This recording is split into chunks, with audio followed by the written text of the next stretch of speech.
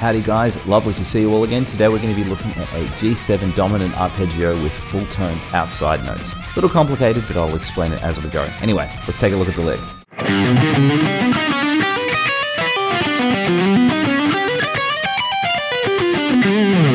Okay, so the technicalities of what's going on here are a little bit redonkulous. I saw Levi Clay doing something cool with this and I was like, I like that guy. I'm going to try and repurpose it for my own amusement. So we're working over what essentially would be a G7 chord. And I'm playing just basically a G major triad, but I'm also including what would be a minor 6 and a raised 4th or a flat 5. So you've got that kind of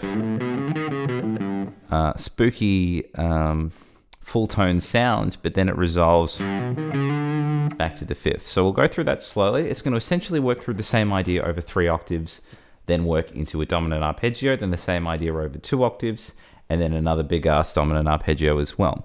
So we're going to start off with this. I'm playing 3/7 on the 6th as a hammer on, then I'm playing 6 of the 5th, and then I hammer 4 to 5 on the 5th. So that's where we're going from the minor 6, raised 4th, and then ending on that 5th interval. So all together we're going to have this. I'm going to take that exact same idea up the octave.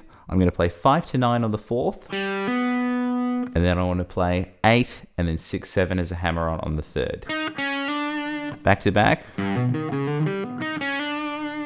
Obviously we're working in 5-note groupings as well, which I have a soft spot for, but the pulse of the lick is going to be a little bit strange as well. It's not going to be sort of straight 6s or straight 4s, so it's kind of cool. Then I work into this. So up to the next octave, I'm playing 8 to 12 on the 2nd string. And then I'm going to be playing 11 of the 1st, hammering 9 to 10. And that's exactly the same idea over 3 octaves. At the end of that, I'm just working down a 4-string dominant arpeggio. So what I had here was a pull off from 12 to 8 on the 2nd string. Then I want to play 10 of the 3rd, then 12 to 9 on the 4th, and then I'm pulling off 10 to 8 on the 5th string. So I'm ending on the F note, which is the dominant 7th rather.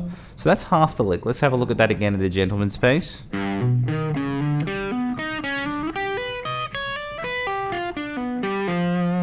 Okay.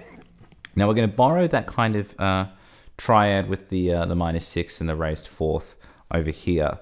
We're going to do that for 2 octaves. So I'm going to start from a G again. This time I'm on 10 of the 5th string, and I'm going to play 10, 14, and then 13 of the 4th string, and then hammer 11 to 12 on the 4th. So from that point now, I'm going to jump to the 3rd string. I've got another G here. I'm playing 12 to 16.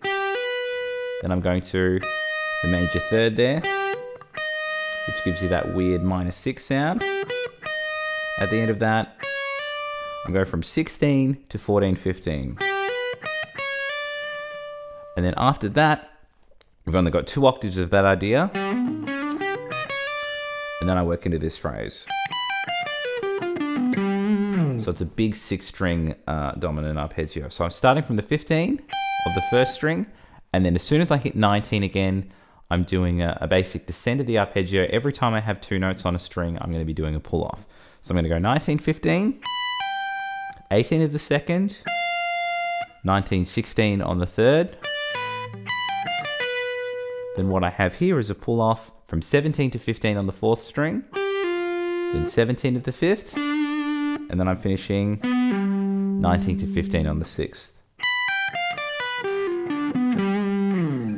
And that's the whole lick. So we'll just do the second half and then we'll try it all from the start.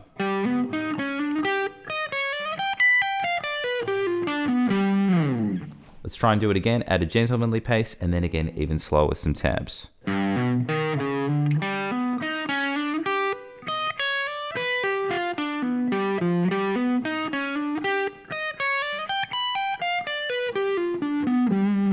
One more time with some tabs.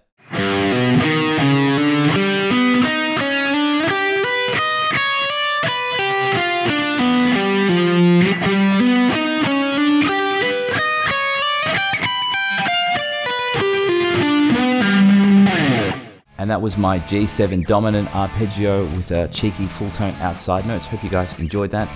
Please like and subscribe if you haven't already done so, and check the links in the description box to my Udemy courses, my Facebook fan page, and of course my Patreon if you want to donate to that.